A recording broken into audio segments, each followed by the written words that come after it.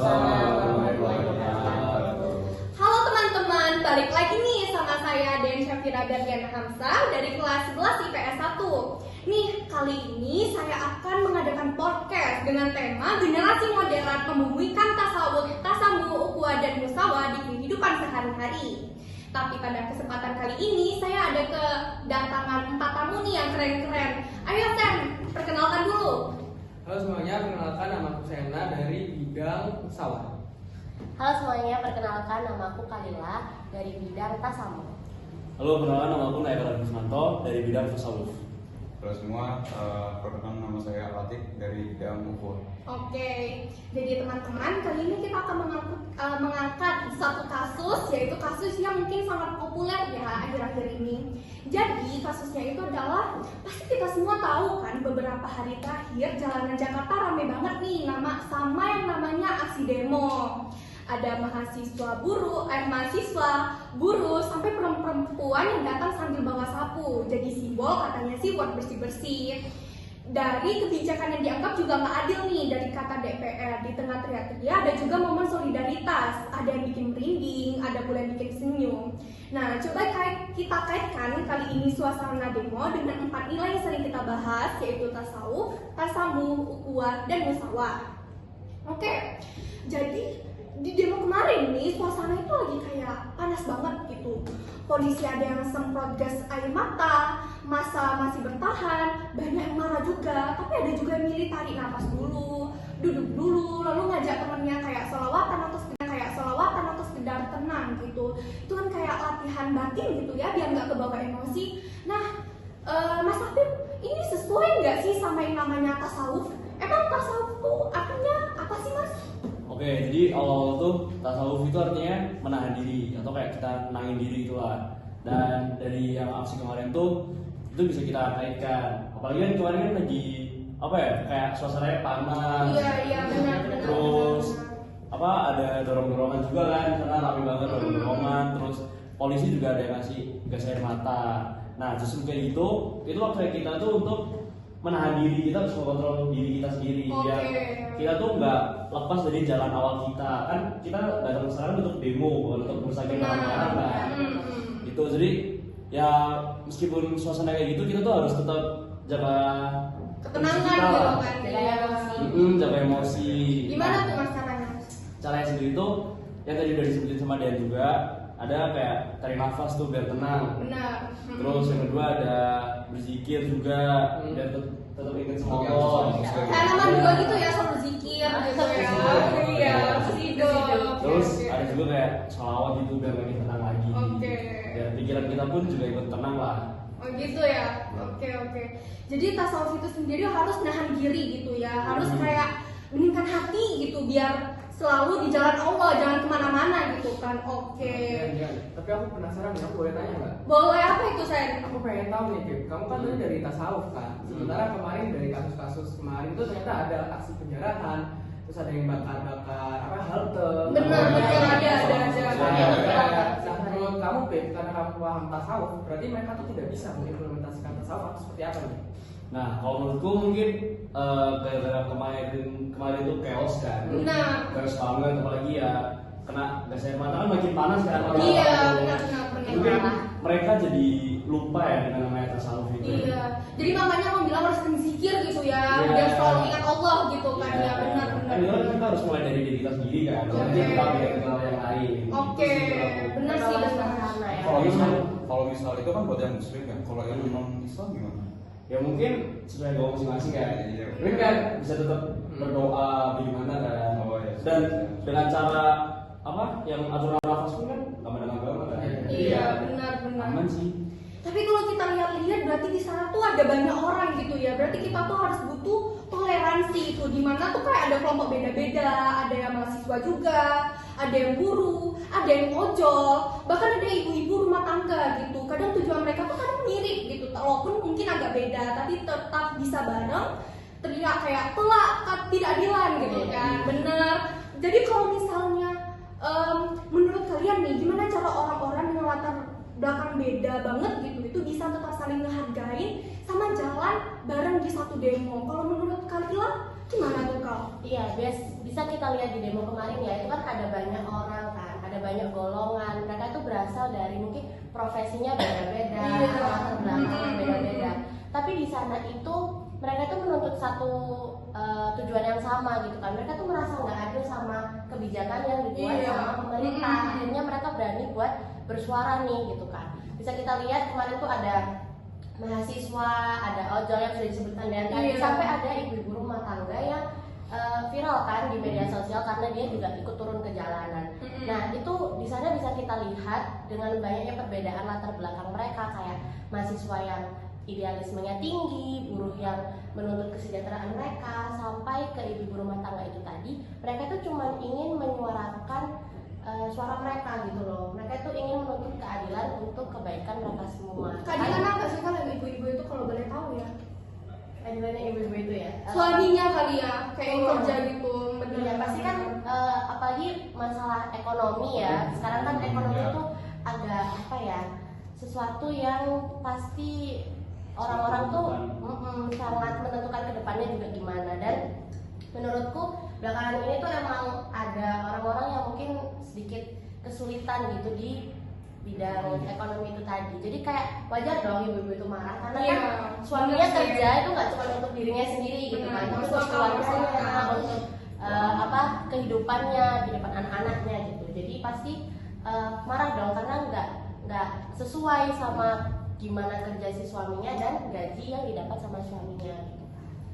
Nah terus justru karena itu tadi, karena banyaknya perbedaan mereka, tapi mereka itu tetap bisa saling ngehargain, dan itu yang disebut sama tasamu itu tadi. Oh benar-benar paham. Karena kayak tasamu itu kan toleransi ya, dan toleransi itu nggak cuman karena perbedaan agama atau dan lain sebagainya, tapi juga gimana kita bisa menghargai pendapat orang lain. Jadi kayak dengan mereka yang beda-beda kepentingan tapi karena tujuannya sama, akhirnya mereka tuh bisa belajar menghargai satu sama lain dari situ. Oke, paham sih Kak. Tapi ya setelah dilihat jujur aku tuh kayak persaudaraan kita tuh berarti kuat banget gitu ya. Jadi setelah aku lihat-lihat gitu kayak kadang kita tuh sering banget saling curiga satu sama lain, benar nggak? Benar. Apalagi dalam hal yang namanya politik, Nah, itu iya. pasti rentan banget kan. Tapi setelah aku lihat demo itu kayak bikin kita menjadi makin bersaudara gitu.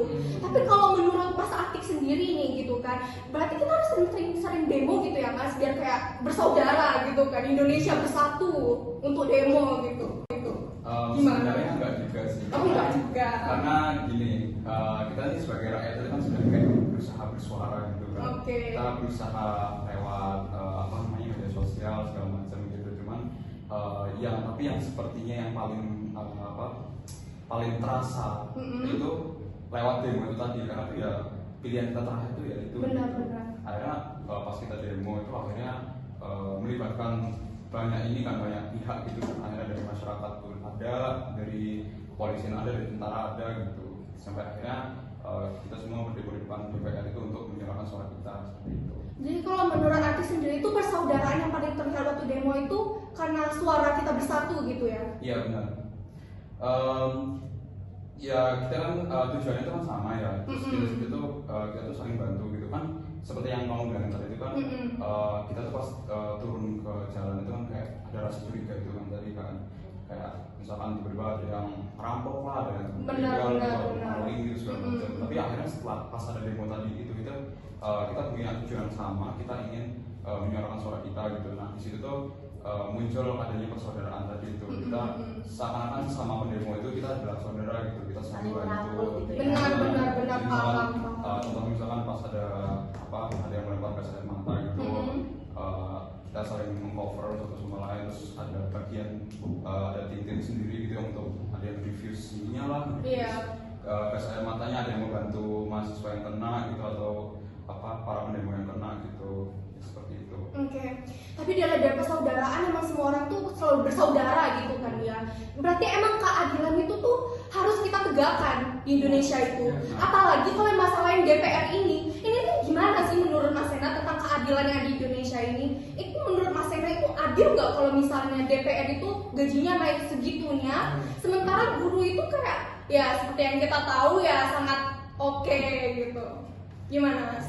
Jadi kan tadi kita udah ngomongin 3 pilar ya. Tadi dari Apik udah tasawuf, terus Iya. dari Kalila udah ngomongin tentang Tasawuf. tasawuf, terus dari Apik udah ngomongin tentang Ukhuwah. ukhuwah, dan terakhir di sini kita bakal bahas tentang Musawah. Nah, apa itu musawah? Musawah itu sebenarnya adalah tentang kesetaraan ya. Jadi kesetaraan itu ya bisa dalam arti keadilan. Biasanya kita kalau meng-highlight tentang kesetaraan itu dalam bentuk gender, terus dalam bentuk hak-hak. Nah, kali ini kita bakal dibahas lebih dalam tentang hak itu sendiri. Nah, kan udah disebutkan tadi ada berbagai macam permasalahan. Itu kenapa? Intinya sama, karena tidak adanya kesetaraan antara rakyat dan juga pemerintah. Pemerintah di sini dalam artian DPR, dan juga kemarin ada kejadian dari Kapolri, kan, dari Polri itu sendiri yang melindas. Gitu. Iya. Nah, itu jelas tidak menunjukkan kesetaraan. Nah, kenapa sih demo ini bisa terjadi? Nah, seharusnya demo ini bisa tidak terjadi kalau kita semua atau dalam artian pemerintah itu memberikan akses atau informasi secara terbuka. Jadi tidak ada suatu hal yang ditutupi, tidak ada yang dibohongi, sampai akhirnya kan di sini kemarin ada pengumuman KPK, Iya, ada benar, beberapa benar. menteri yang tertangkap, itu kan karena tidak adanya keterbukaan dari pemerintah. Kalau menurut Mas sendiri, kalau masalah DPR itu apakah ada masalah dengan keterbukaannya? Iya, jelas. Karena dari sini sebenarnya kalau memang tidak diungkap sama jurnalis, tidak diungkap sama berita, kita tidak tahu dong kalau ternyata gajinya DPR 100-an juta. Oh benar. Saya sendiri kaget ya, dimana 100-an juta. Sementara UMR kita berapa teman-teman? 3 ya. Iya, tiga. Berbeda-beda ya tergantung daerah. Cuman ya minimal 3 lah ya. Sementara DPR sendiri 100 teman-teman. Itu kan karena tidak adanya keterbukaan dari pemerintah. Benar. Itu pun kalau tidak dibuka sama jurnalis, sama berita, artinya kita tidak tahu gitu. Yang kedua itu jelas karena kurangnya keterlibatan dengan masyarakat sih. Ya. Karena apa-apa kebijakan mereka tuh selalu buat sendiri, diskusi sendiri, langsung diumumkan. Tapi katanya itu ya fungsi DPR sebagai wakil rakyat nih katanya. Itu mereka bekerja sih enggak sih menurut kamu? Kalau menurut aku DPR itu pastinya kerja ya, karena kan memang udah digaji juga. Tapi kerjanya apakah menyampaikan aspirasi masyarakat? Nah itu kan yang dipertanyakan. Makanya kemarin DPR tuh di demo kan karena itu. Ternyata kan ada tunjangannya dari 50 juta, terus ternyata gajinya guru ternyata semacam itu. Ada beberapa statement dari pemerintah, dari DPR yang nggak enakin kan kemarin ada beberapa DPR. Sangat. Kemarin itu nggak sih yang ada wakil DPR juga ngomongin tentang apa itu kos-kosan? Oh iya ada. Benar.